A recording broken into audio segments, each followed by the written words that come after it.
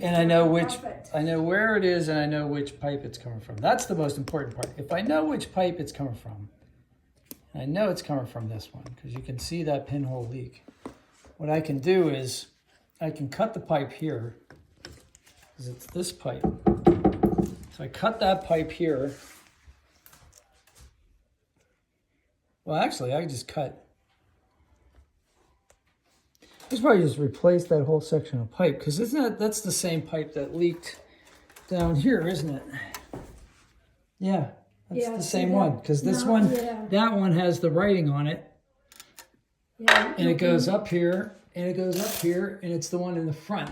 And so that whole pipe is probably just pitted and leaking. So if I just replace that with a 6-foot piece of PEX pipe, we should be in business. All right, cool. And then every couple